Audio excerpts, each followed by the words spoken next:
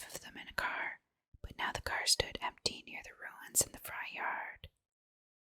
The natives, all of whom had talked with the policemen, seemed at first as perplexed as Armitage and his companions.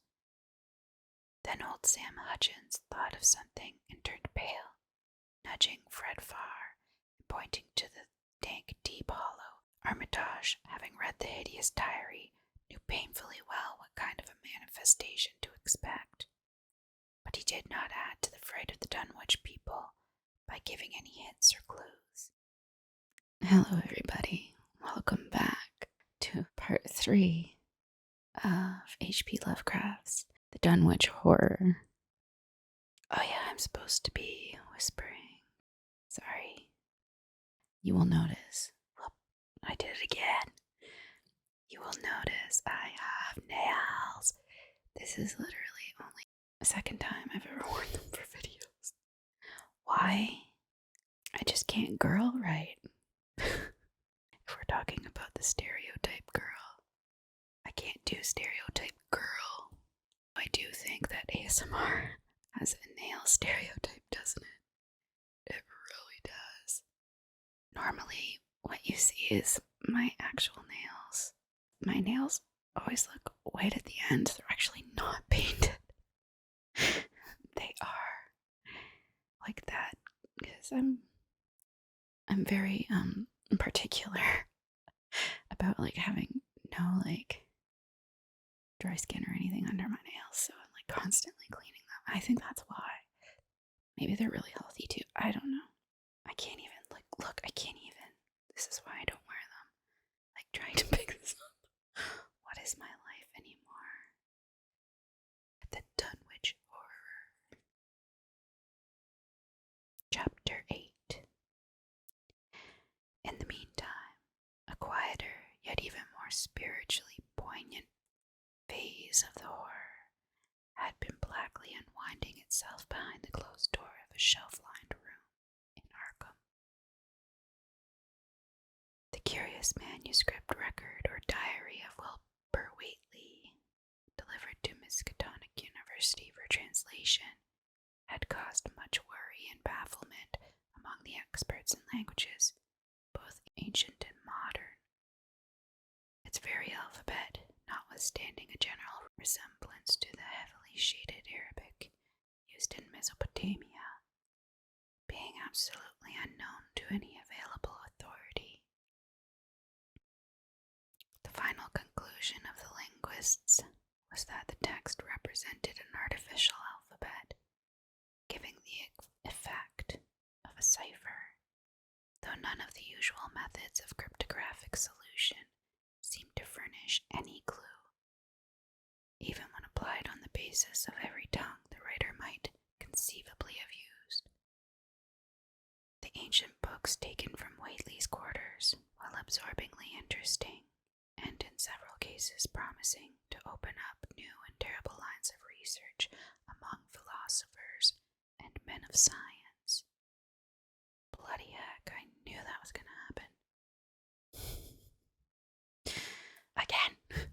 Playing the damn candle chicken. Oh, come on. Oh no, now I have nails. Oh, this sucks. That's why I don't girl very well. Okay.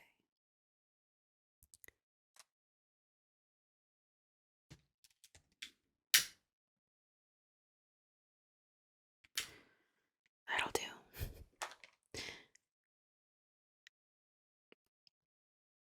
The ancient books taken from Whately's quarters, while absorbingly interesting and in several cases promising to open up new and terrible lines of research among philosophers and men of science, were of no assistance whatever in this matter.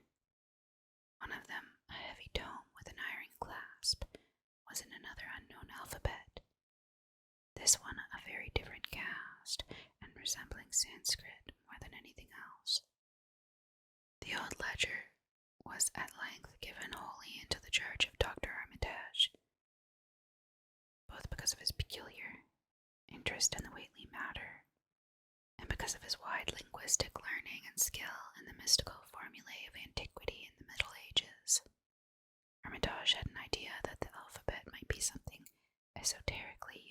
by certain forbidden cults, which have come down from old times, and which have inherited many forms and traditions from the wizards of the Saracenic world.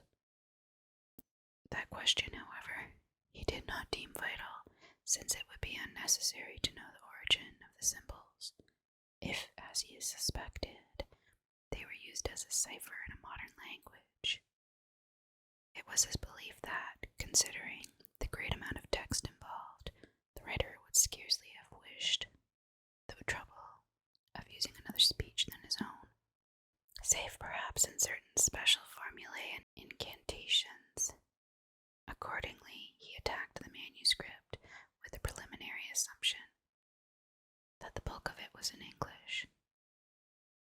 Dr. Armitage knew, from the repeated failures of his colleagues, that the riddle was a deep and complex one, and that no simple mode of solution could merit even a trial. All through late August, he fortified himself with the massed lore of cryptography, drawing upon the fullest resources of his own library, and waiting night after night amidst the arcana of Prometheus's Polygraphia, Giambattista Porta's De Virtuvis Literarum Notis, De Vignier's Trait de Chiffre, Falconer's Cryptomenesis Petefacta, Davis's and Thicknesses. Is it Thicknesses or Thicknesses? Why does that make me laugh? I don't know. 18th century treaties, and such fairly modern authorities as Blair, von Martin, and Kluber's Cryptographic. He interspersed his study of the books with attacks on the manuscript itself, and in time became convinced that he had to deal with one of those subtlest and ingenious of cryptograms, in which many separate lists of corresponding letters are arranged like the multiplication table, and the message built up with arbitrary keywords known only to the initiated. The older authorities seemed rather more helpful than the newer ones, and Armitage concluded that the code of the manuscript was one of great antiquity, no doubt handed down through a long line of mystical experimenters. Several times he seemed near daylight, only to be set back by some unforeseen obstacle. Then, as September approached, the clouds began to clear. Certain letters, as used in certain parts of the manuscript, emerged definitely and unmistakably, and it became obvious that the text was indeed in English. On the evening of September 2nd, the last major barrier gave way, and Dr. Armitage read for the first time a continuous passage of Wilbur Whately's annals. It was in truth a diary, as all had thought, and it was couched in a style clearly showing the mixed occult erudition and general illiteracy of the strange being who wrote it. Almost the first long passage that Armitage deciphered, an entry dated November 26, 1916, proved highly startling and disquieting. It was written, he remembered, by a child of 3 1/2, who looked like a lad of 12 or 13. Today learned the Aklo for the Sabbath, it ran, which did not like it being answerable from the hill and not from the air. That upstairs more ahead of me than I had thought it would be, and is not like to have much earth brain. Shot Elam Hutchins' collie Jack when he went to bite me, and Elam said he would kill me if he dared. I guess he won't. Grandfather kept me saying the dough formula last night, and I think I saw the inner city at the 2 magnetic poles. I shall go to those poles when the earth is cleared off, if I can't break through with the dough and off formula when I commit it.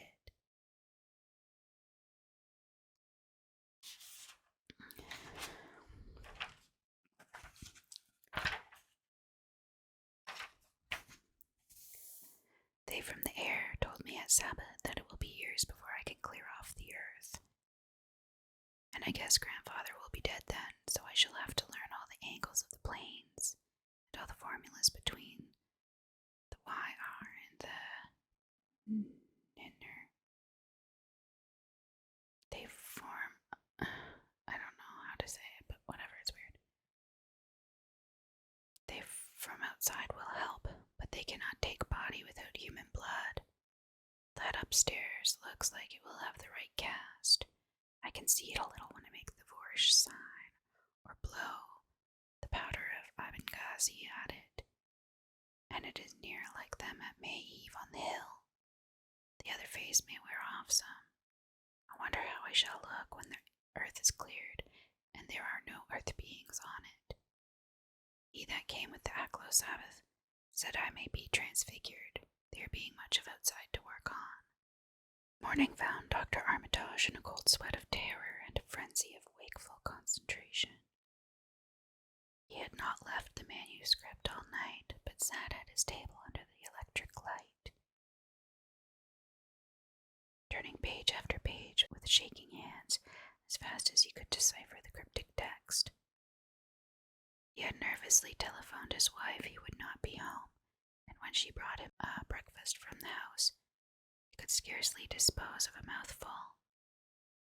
All that day he read on, now and then halted maddeningly, as a reapplication of the complex key became necessary. Lunch and dinner were brought him, but he ate only the smallest fraction of either. Toward the middle of the next night, he drowsed off in his chair, but soon woke out of a tangle of nightmares, almost as hideous as the truths and menaces to man's existence that he had uncovered. On the morning of September 4th, Professor Rice and Dr. Morgan insisted on seeing him for a while, and departed trembling and ashen gray. That evening he went to bed, but slept only fitfully. Wednesday, the next day, he was back at the manuscript, and began to take copious notes, both from the current sections and from those he had already deciphered. In the small hours of that night, he slept a little in an easy chair in his office, but was at the manuscript again before dawn. Some time before noon, his physician, Dr. Hartwell, called to see him, and insisted that he cease work. He refused, intimating that it was of the most vital importance for him to complete the reading of the diary, and promising an explanation in due course of time. That evening, just as twilight fell, he finished his terrible perusal and sank back exhausted. His wife, bringing his dinner, found him in a half-comatose state, but he was conscious enough to warn her off with a sharp cry when he saw her eyes wander toward the notes he had taken. Weakly rising, he gathered up the scribbled papers and sealed them all in a great envelope, which he immediately placed in his inside coat pocket. He had sufficient strength to get home, but was so clearly in need of medical aid that Dr. Hartwell was summoned at once. As the doctor put him to bed, he could only mutter over and over again, "But what in God's name can we do?" Dr. Armitage slept, but was partly delirious the next day. He made no explanations to Hartwell, but in his calmer moments spoke of the imperative need of a long conference with Rice and Morgan.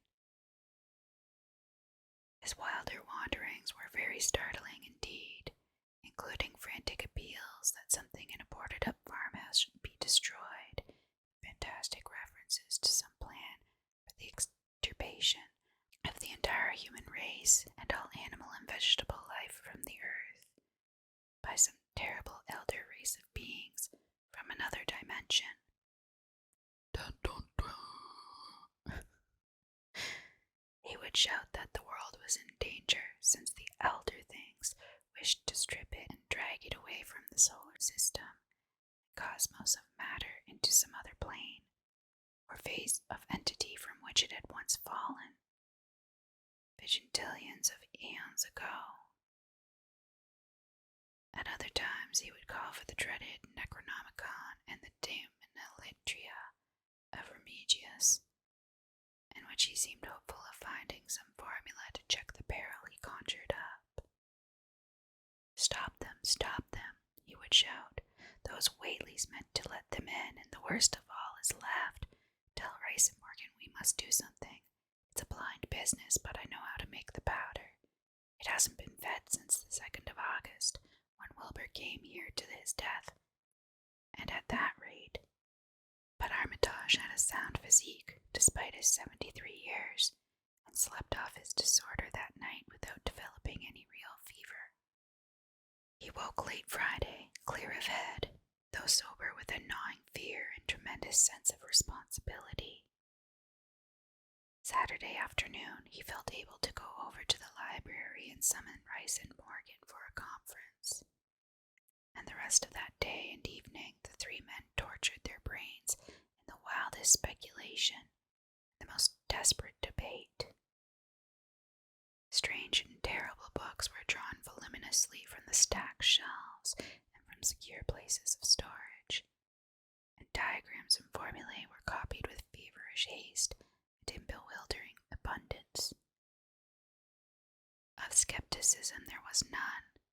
All three had seen the body of Wilbur Whately as it lay on the floor in a room of that very building, and after that not one of them could feel even slightly inclined to treat the diary as a madman's raving. Opinions were divided as to notifying the Massachusetts State Police, and the negative finally won. There were things involved which simply could not be believed by those who had not seen a sample, as indeed was made clear during certain subsequent investigations. Late at night the conference disbanded without having developed a definite plan, but all day Sunday Armitage was busy comparing formulae and mixing chemicals obtained from the college laboratory. The more he reflected on the hellish diary, the more he was inclined to doubt the efficacy of any material agent in stamping out the entity which Wilbur Whately had left behind him. The earth-threatening entity, which, unknown to him, was to burst forth in a few hours and become the memorable Dunwich Horror. Monday was a repetition of Sunday with Dr. Armitage, for the task in hand required an infinity of research and experiment. Further consultations of the monstrous diary brought about various changes of plan, and he knew that even in the end, a large amount of uncertainty must remain. By Tuesday, he had a definite line of action mapped out, and believed he would try a trip to Dunwich within a week. Then on Wednesday, the great shock came. Tucked obscurely away in a corner of the Arkham Advertiser was a facetious little item from the Associated Press, telling what a record-breaking monster the bootleg whiskey of Dunwich had raised up. Armitage, half-stunned, could only telephone for Rice and Morgan. Far into the night they discussed, and the next day was a whirlwind of preparation on the part of them all. Armitage knew he would be meddling with terrible powers, yet saw that there was no other way to annul the deeper and more malign meddling which others had done before him. Chapter 9. Friday morning, Armitage, Rice, and Morgan set out by motor for Dunwich, arriving at the village about 1 in the afternoon.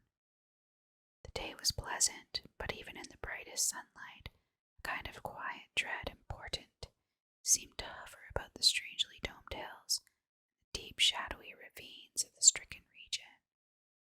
Now and then on some mountain top, a gaunt circle of stones could be glimpsed against the sky. From the air of hushed fright at Osborne's store, they knew something hideous had happened, and soon learned of the annihilation of the Elmer Fry house and family. Throughout that afternoon, they rode around Dunwich, questioning the natives concerning all that had occurred, and seeing for themselves with rising pangs of horror the drear Fry ruins and their lingering traces of the tarry stickiness, the blasphemous tracks in the Fry yard, the wounded Seth Bishop cattle, and the enormous swaths of disturbed vegetation in various places. The trail up and down Sentinel Hill seemed to Armitage of almost cataclysmic significance, and he looked long at the sinister altar-like stone on the summit. At length the visitors, apprised of a party of state police which had come from Aylesbury that morning in response to the first telephone reports of the Fried tragedy, decided to seek out the officers and compare notes as far as practicable. This, however, they found more easily planned than performed, since no sign of the party could be found in any direction. There had been 5 of them in a car, but now the car stood empty near the ruins in the Fry yard. The natives, all of whom had talked with the policemen, seemed at first as perplexed as Armitage and his companions. Then old Sam Hutchins thought of something and turned pale, nudging Fred Farr and pointing to the dank, deep hollow that yawned close by. "God," he gasped, "I telled him not to go down into the glen, and I never thought nobody'd do it with them tracks and that smell, and the whippoorwills a screeching down there in the dark o' noonday." A cold shudder ran through the natives and visitors alike, and every ear seemed strained in a kind of instinctive, unconscious listening. Armitage, now that he had actually come upon the horror and its monstrous work, trembled with the responsibility he felt to be his. Night would soon fall, and it was then that the mountainous blasphemy lumbered upon its eldritch course. Negocium perambulans in tenebris. The old librarian rehearsed the formulae he had memorized, and clutched the paper containing the alternative one he had not memorized. He saw that his electric flashlight was in working order. Rice, beside him, took from a valise a metal sprayer of the sort used in combating insects, while Morgan uncased the big game rifle on which he relied despite his colleagues' warnings that no material weapon would be of help. Armitage, having read the hideous diary, knew painfully well what kind of a manifestation to expect, but he did not add to the fright of the Dunwich people by giving any hints or clues. He hoped that it might be conquered, without any revelation to the world of the monstrous thing it had escaped. As the shadows gathered, the natives commenced to disperse homeward, anxious to bar themselves indoors, despite the present evidence that all human locks and bolts were useless before a force that could bend trees and crush houses when it chose. They shook their heads at the visitors' plan to stand guard at the Fry ruins near the glen, and as they laughed, had little expectancy of ever seeing the watchers again. There were rumblings under the hill that night, and the whippoorwills piped threateningly. Once in a while a wind, sweeping up out of Cold Spring Glen, would bring a touch of ineffable fetor to the heavy night air, such a fetor as all 3 of the watchers had smelled once before, when they stood above a dying thing that had passed for 15 years and a half as a human being.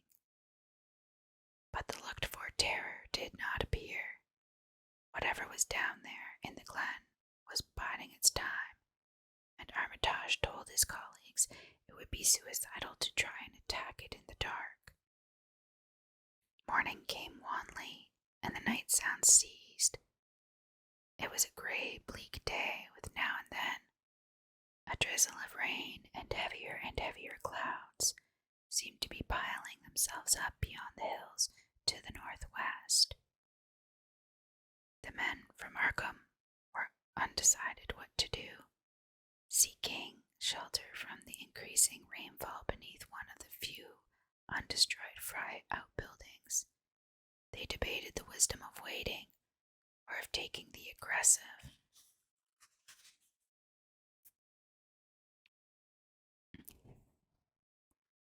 And going down into the glen in quest of their nameless, monstrous quarry.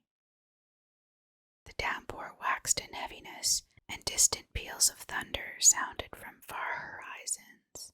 sheet lighting shimmered, and then a forky bolt flashed near at hand, as if descending into the accursed glen itself. The sky grew very dark, and the watchers hoped that the storm would prove a short, sharp one, followed by clear weather. It was still gruesomely dark when, not much over an hour later, a confused babble of voices sounded down the road. Another moment brought to view a frightened group of more than a dozen men, running, shouting, and even whimpering hysterically. Someone in the lead began sobbing out words, and the Arkham men started violently when those words developed a coherent form. "Oh my God, the voice choked out. "It's a-goin' again, and this time by day. It's out and a-movin' this very minute, and only the Lord knows when it'll be on us all." The speaker panted into silence, but another took up his message. "Nigh on an hour ago, Zeb Whately heard the phone a-ringin', and it was Miss Corey, George's wife, that lives down by the junction. She says the hired boy Luther was out driving in the cows from the storm arter the big bolt, when he see all the trees a-bending at the mouth of the glen, opposite side to this, and smelt the same awful smell, like he smelt when he found the big tracks last Monday morning, and he says, they was a swishin' lappin' sound, more nor what the bending trees and bushes could make, and all of a sudden the trees along the road began to get pushed one side, and there was an awful stomping and splashing in the mud, but mind ye, Luther he didn't see nothing at all, only just the bending trees and underbrush. Then fur ahead, where Bishop's Brook goes under the road, he heard an awful cracking and straining on the bridge, and says he could tell the sound of wood is starting to crack and split. And all the whiles, you never see a thing, only them trees and bushes abandoned. And when the swishing sound got very far off, on the road towards Wizard Whately's and Sentinel Hill, Luther he had the guts to step up where he heard it first, and look at the ground.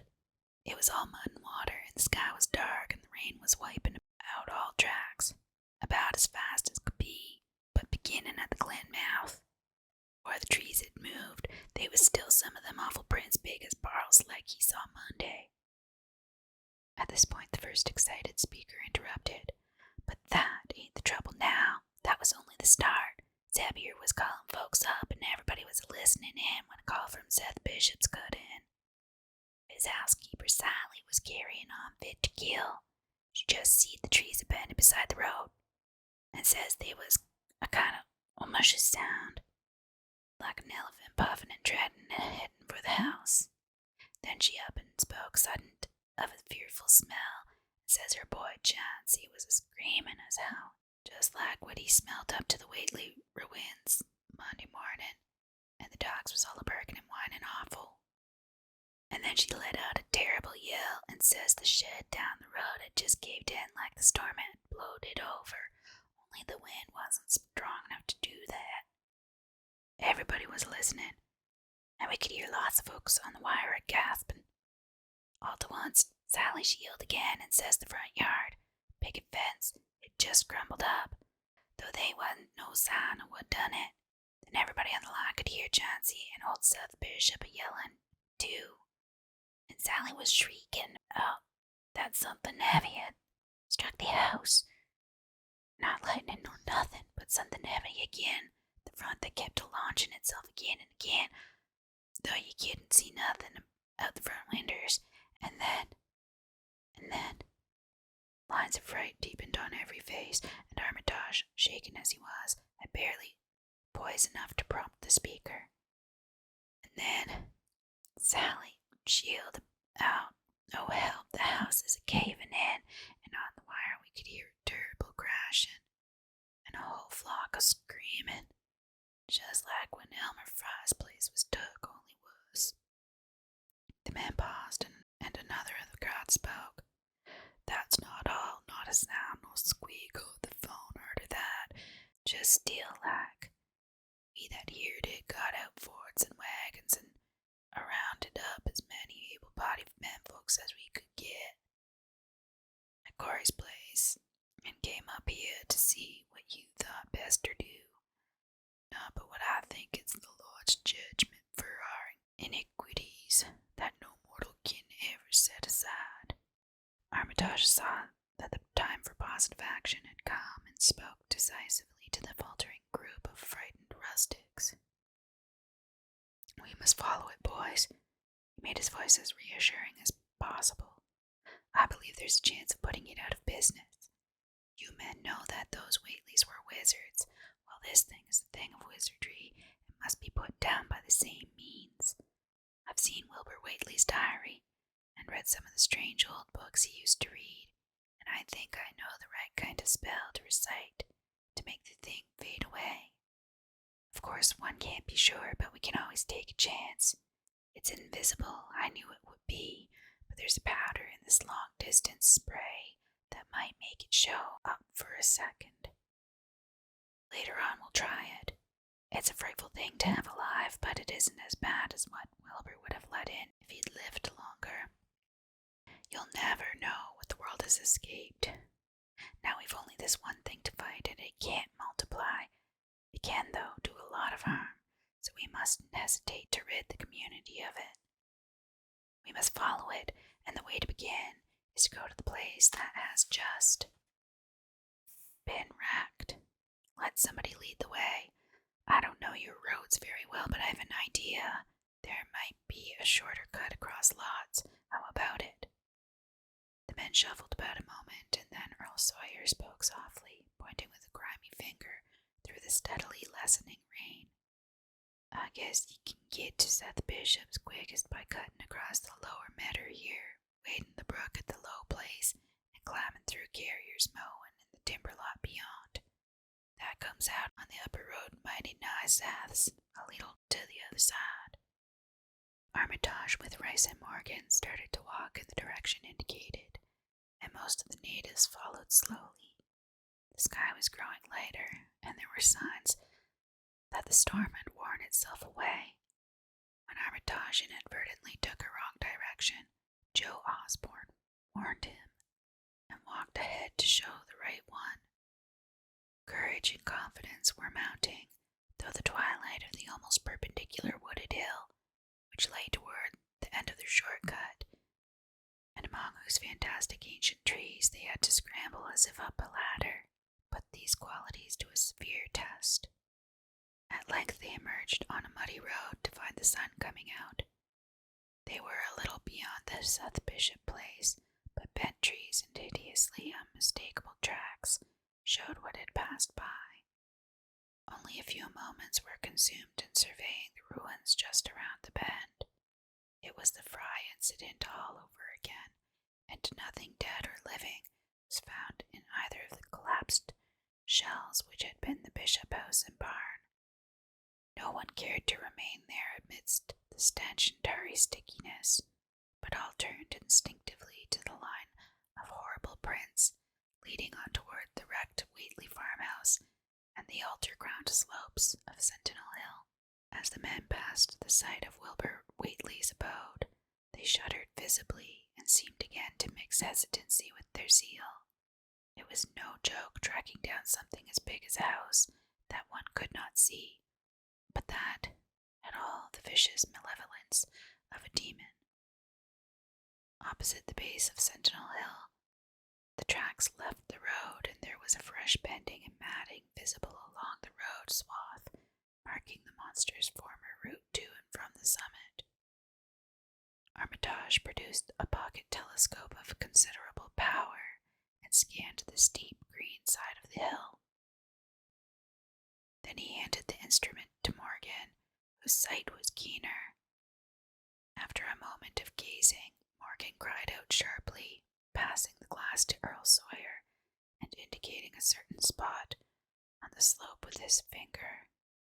Sawyer, as clumsy as most non-users of optical devices are, fumbled a while, but eventually focused the lenses with Armitage's aid. When he did so, his cry was less restrained than Morgan's had been. God Almighty, the grass and bushes isn't moving. It's a-going up, slow-like, creeping up to the top this minute. Heaven only knows what for. Then the germ of panic seemed to spread among the seekers. It was one thing to chase the nameless entity, but quite another to find it. Spells might be all right, but suppose they weren't. Voices began questioning Armitage about what he knew of the thing, and no replies seemed quite to satisfy. Everyone seemed to feel himself in close proximity to phases of nature, and of being utterly forbidden, and wholly outside the sane experience of mankind. Chapter 10. In the end, the three men from Arkham, old white-bearded Dr. Armitage, stocky iron-gray Professor Rice, and lean, youngish Dr. Morgan, ascended the mountain alone. After much patient instruction regarding its focusing and use, they left the telescope with the frightened group that remained in the road, and as they climbed, they were watched closely by those among whom the glass was passed around. It was hard going, and Armitage had to be helped more than once. High above the toiling group, that the great swath trembled as its hellish maker repassed with snail-like deliberateness. Then it was obvious that the pursuers were gaining. Curtis Whately, of the undecayed branch, was holding the telescope when the Arkham party detoured radically from the swath. He told the crowd that the men were evidently trying to get to a subordinate peak, which overlooked the swath at a point considerably ahead of where the shrubbery was now bending. This indeed proved to be true. The party were seen to gain the minor elevation only a short time after the invisible blasphemy had passed it.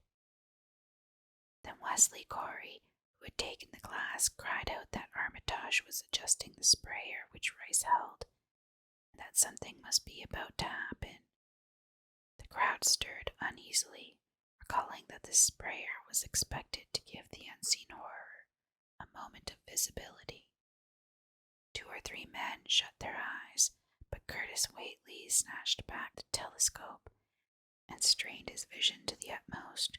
He saw that Rice, from the party's point of vantage above and beyond the entity, had an excellent chance of spreading the potent powder with marvelous effect. Those without the telescope saw only an instant's flash of gray cloud, a cloud about the size of a moderately large building, near the top of the mountain. Curtis, who had held the instrument, dropped it with a piercing shriek into the ankle-deep mud of the road. He reeled and would have crumpled to the ground had not 2 or 3 others seized and steadied him. All he could do was moan, half inaudibly, "Oh, oh, great God, that.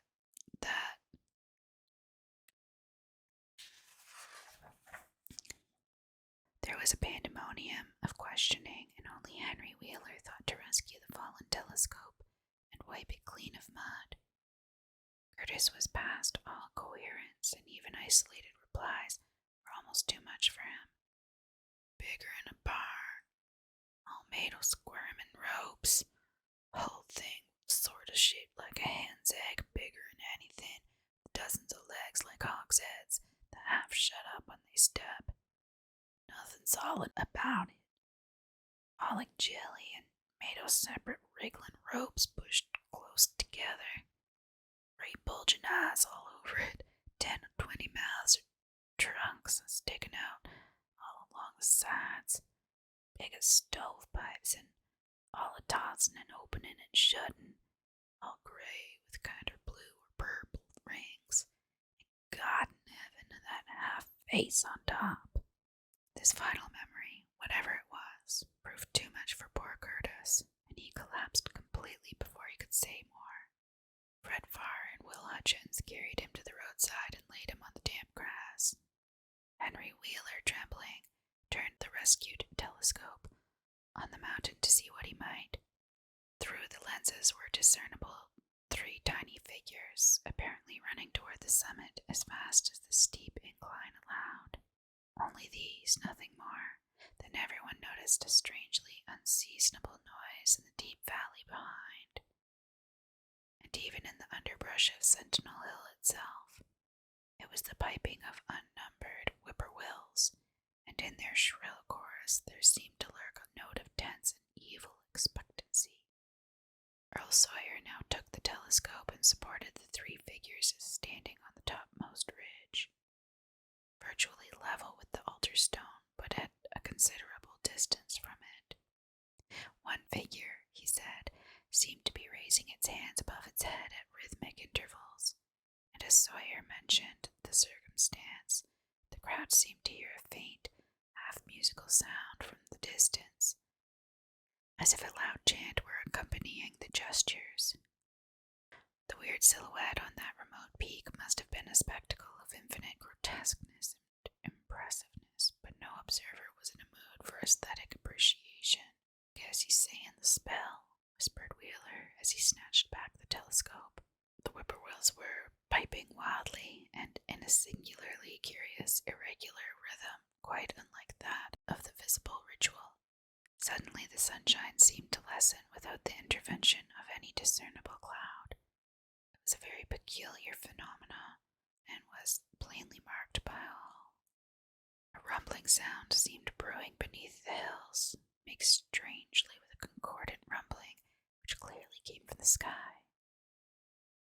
Lightning flashed aloft, and the wondering crowd looked in vain for the portents of storm. The chanting of the men from Markham now became unmistakable, and Wheeler saw through the glass that they were all raising their arms in the rhythmic incantation.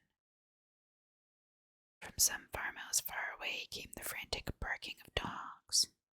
The change in the quality of the daylight increased, and the crowd gazed about the horizon in wonder.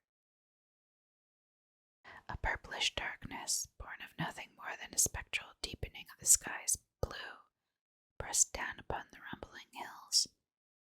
Then the lightning flashed again, somewhat brighter than before, and the crowd fancied that it had showed a certain mistiness around the altar stone on the distant height. No one, however, had been using the telescope at that instant. The whippoorwills continued their irregular pulsation, and the men of Dunwich braced themselves tensely against some imponderable menace with which the atmosphere seemed surcharged. Without warning came those deep, cracked, raucous vocal sounds, which will never leave the memory of the stricken group who heard them. Not from any human throat were they born, for the organs of a man can yield no such acoustic perversions.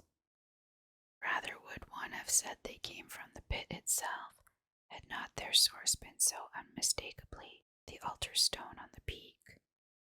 It is almost erroneous to call them sounds at all, since so much of their ghastly infra-bass timbre spoke to dim seats of consciousness and terror far subtler than the ear. Yet one must do so, since their form was indisputably through vaguely that of half-articulate words.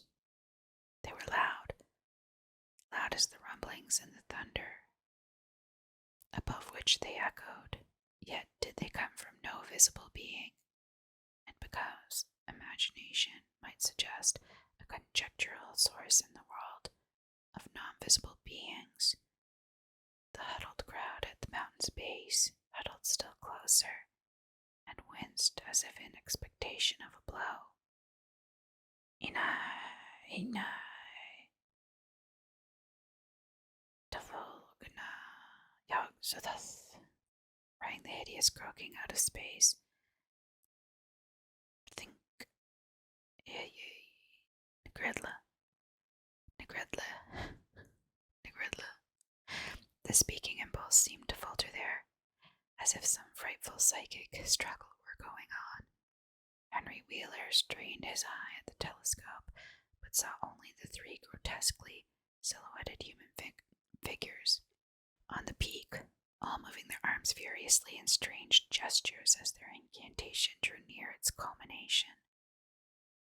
From what black wells of acherontic fear or feeling from what unplumbed gulfs of extracosmic consciousness or obscure long latent heredity were those half-articulate thunder-croakings drawn.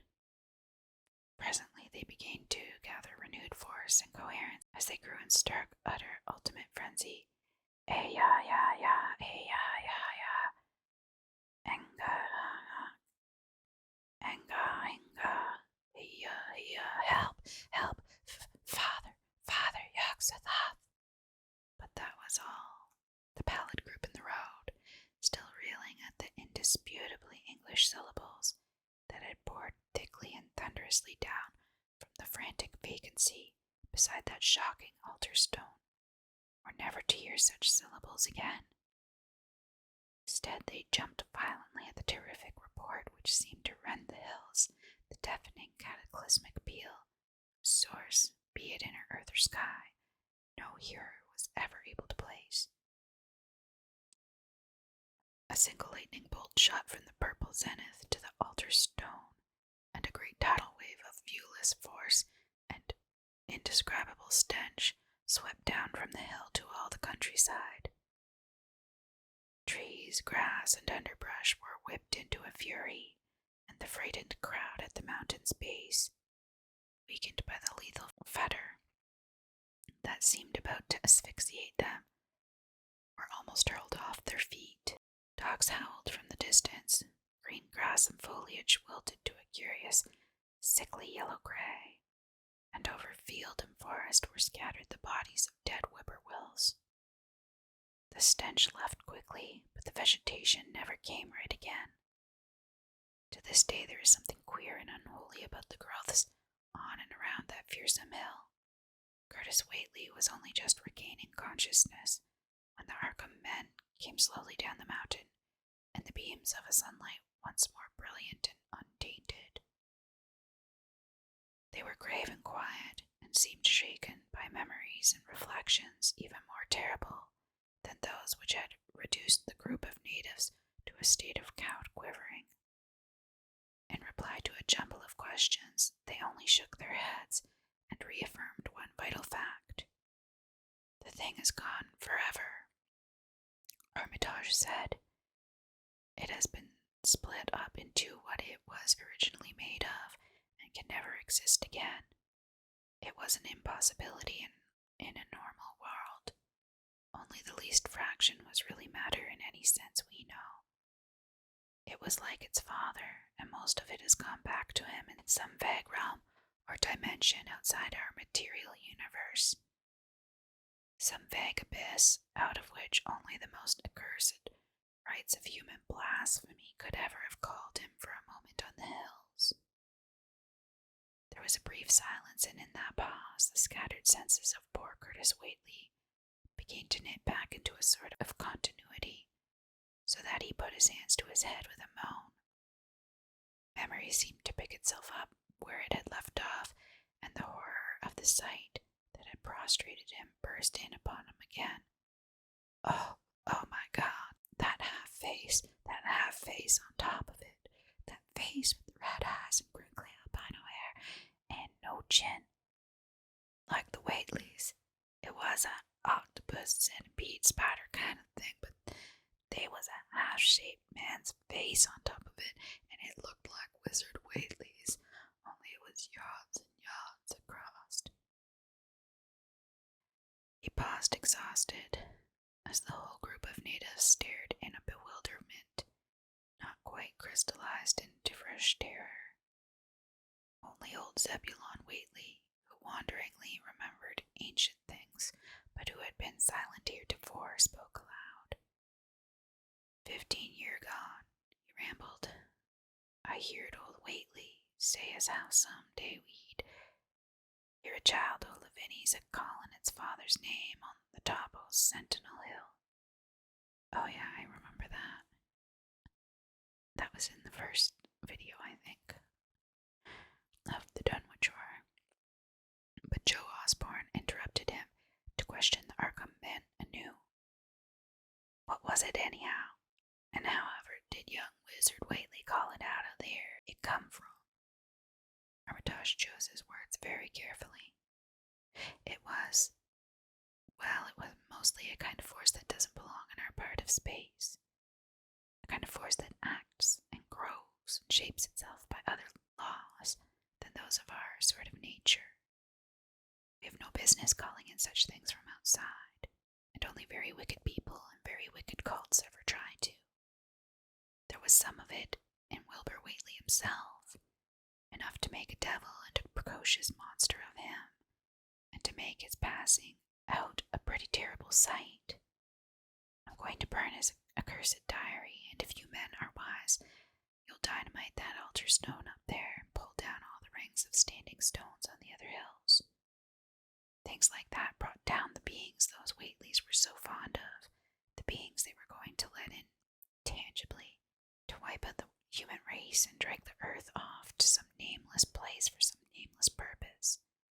But as to this thing we've just sent back, the Whateleys raised it for a terrible part in the doings that were to come. It grew fast and big from the same reason that Wilbur grew fast and big. But it beat him because it had a greater share of the outsideness in it. You needn't ask how Wilbur called it out of the air. He didn't call it out. It was his twin brother, but it looked more like the father than he did. Ooh. That was an interesting ending. I did not guess that at all. A twin brother. Dun dun dun.